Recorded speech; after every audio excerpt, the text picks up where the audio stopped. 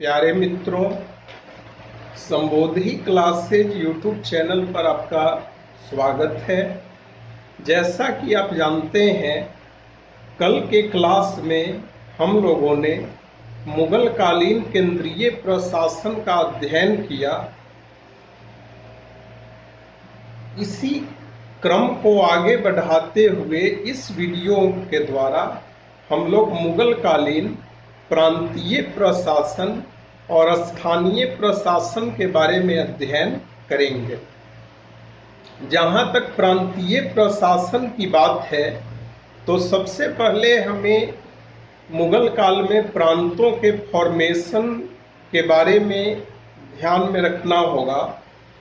मुगल काल में पहली बार प्रांतों का गठन अकबर के द्वारा किया गया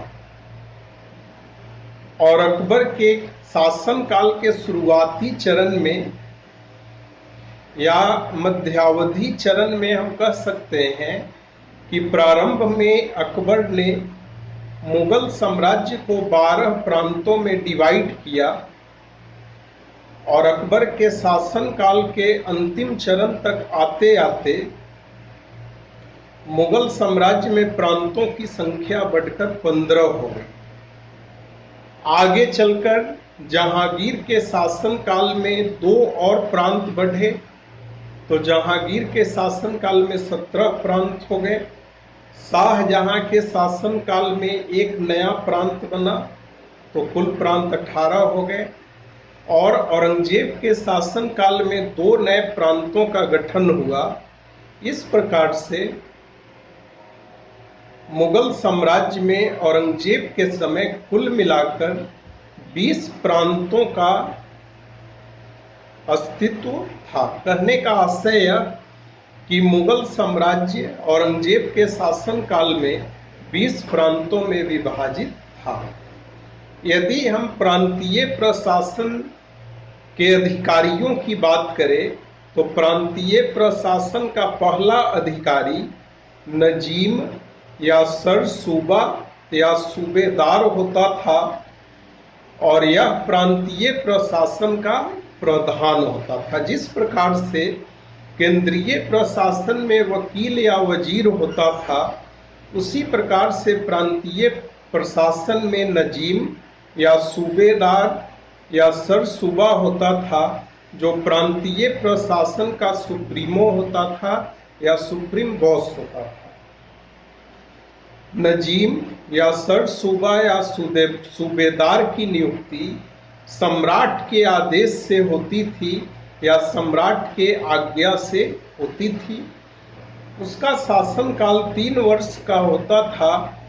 जहाँ तक नजीम या सूबेदार या सर सूबा के कार्यों की बात है, तो उसके कुछ महत्वपूर्ण कार्यों को हमें ध्यान में रखना होगा।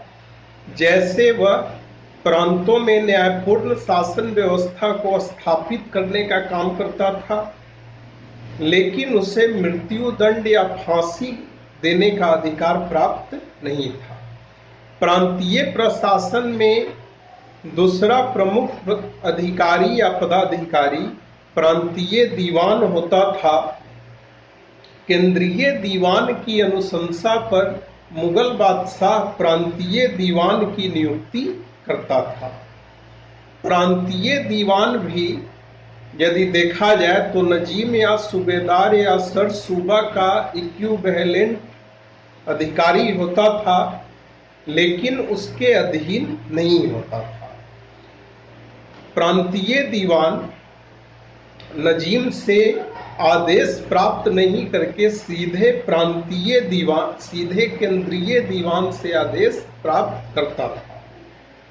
और जहां तक प्रांतीय दीवान के कार्यों की बात है, तो विभिन्न मोहल्लों से राजस्व एकत्र करना, रोकड़ बही और रसीदों का हिसाब किताब रखना, दान की भूमि की देखरेख करना और कृषि कार्य को प्रमोट करना या प्रोत्साहित करना उसका प्रमुख कार्य था। प्रांतीय प्रशासन का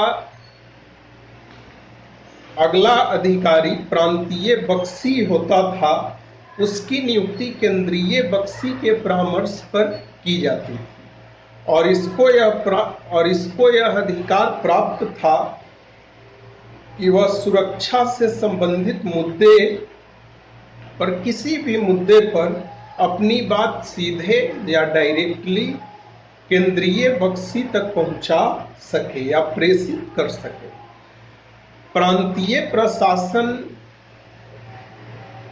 में एक और महत्वपूर्ण अधिकारी हमारे लिए महत्वपूर्ण है, जिसके कार्यों को जानना हमारे लिए जरूरी है, और वह अधिकारी था प्रांतीय सत्र। अकबर के समय से क्या किया गया कि केंद्रीय सत्र के महत्व को कम करने के लिए प्रांतीय सत्र को अपॉइंट किया जाने लगा, और जहां तक प्रांतीय सत्र के कार्य की बात है तो उसका प्रमुख कार्य इस्लाम धर्मावलंबियों के धार्मिक हितों की रक्षा करना था। तो अब तक इस वीडियो में मित्रों हमने देखा प्रांतीय प्रशासन के बारे में और प्रांतीय प्रशासन से जुड़े हुए प्रमुख अधिकारियों तथा उनके कार्यों के बारे में। एक बार फिर से हम लोग चारों अधिकारियों का नाम याद कर लें। प्रांतीय प्रशासन का पहला अधिकारी नजीम या सूबेदार या सर सूबा होता था, दूसरा प्रांतीय दीवान होता था, तीसरा अधिकारी प्रांतीय बख्शी होता था और चौथा अधिकारी प्रांतीय सत्र होता था। अब हम लोग आगे बढ़ते हुए मुगल कालीन स्थानीय प्रशासन का अध्ययन करेंगे। मुगल काल में जिले को सरकार कहा जाता था। प्रांत के नीचे का यूनिट सरकार ही होता था और सरकार के स्तर पर 3 प्रमुख अधिकारी होते थे। पहला फौजदार होता था। फौजदार एक प्रकार से सैनिक पदाधिकारी होता था। सरकार में या जिला स्तर पर कानून व्यवस्था को बनाए रखना उसी का कार्य होता था। सरकार के अधिकारी फौजदार की नियुक्ति डायरेक्ट जो है मुगल बादशाह के द्वारा की जाती थी। आप इसी से इस बात को समझ सकते हैं कि जिला स्तर के पदाधिकारी का भी नियुक्ति डायरेक्ट सम्राट करता था, जिससे हमें मुगल काल के दौरान प्रशासनिक केंद्रीकरण का रुझान ज्यादा देखने को मिलता है। लेकिन भले ही फौजदार की नियुक्ति बादशाह करता था, लेकिन उसे सूबेदार के अधीन रह करके कार्य करना पड़ता था। और यह अमाल गुजार नामक अधिकारी, जो कि जिला स्तर का ही भू राजस्व प्रशासन से संबंधित अधिकारी होता था, उसे भू राजस्व प्रशासन में सहायता प्रदान करता था या मदद देता था। तो जिला स्तर या सरकार स्तर के 2 अधिकारियों की चर्चा अब तक हमने की, फौजदार और अमाल गुजार। एक और अधिकारी जिला स्तर पर होता था जिसका नाम कोतवाल होता था। कोतवाल की नियुक्ति बेसिकली मुख्य नगरीय क्षेत्रों में की जाती थी। इसकी प्रमुख जिम्मेदारी नगरों में कानून व्यवस्था की देखरेख करना और नगर में आने जाने वाले विदेशियों का विवरण रखना होता था। अब हम लोग जिला स्तर से नीचे के स्तर, कहने का आशय यह कि प्रखंड स्तर या अंचल स्तर, जिसे मुगल काल में परगना कहा जाता था, परगना के प्रशासन का अध्ययन करेंगे। परगना का पहला अधिकारी सिकदार होता था। यह कानून व्यवस्था का संरक्षक होता था और भू राजस्व के संग्रह में आमिल की सहायता करता था। जिस प्रकार से जिला स्तर पर प्रशासन का सुप्रीमो फौजदार होता था, वैसे ही परगना स्तर पर प्रशासन का सुप्रीमो सिकदार होता था।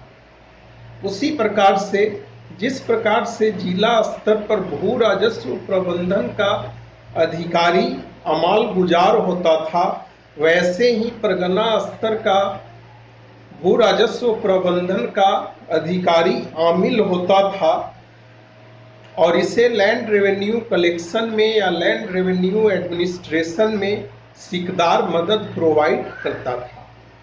जिस प्रकार से सरकार के स्तर पर फौजदार अमाल गुजार की मदद करता था, वैसे ही परगना स्तर पर सिकदार आमिल का मदद करता था। एक और अधिकारी फौजदार होता था जो कोषाध्यक्ष होता था। साथ ही परगना में एक कानूनगो नामक अधिकारी भी होता था जो गांव के पटवारियों का मुखिया होता था और कृषि भूमि का पर्यवेक्षक होता था। यदि हम आज के दौर में देखें तो कानूनगो का पद एक तरह से राजस्व कर्मचारी या सर्किल इंस्पेक्टर कहना उसको ज़्यादा उचित रहेगा, अंचल निरीक्षक। तो कानूनगो का पद एक प्रकार से अंचल निरीक्षक या सर्किल इंस्पेक्टर के समकक्ष होता था। तो मित्रों, इस वीडियो में हम लोगों ने मुगल कालीन प्रांतीय और स्थानीय प्रशासन का अध्ययन किया। यदि आपको यह वीडियो पसंद आए तो आप अपने इस चैनल को सब्सक्राइब कर दें, वीडियो को लाइक करें, कमेंट बॉक्स में कमेंट करें और अपने मित्रों के बीच इस वीडियो को शेयर करें। आप लोगों का बहुत बहुत धन्यवाद।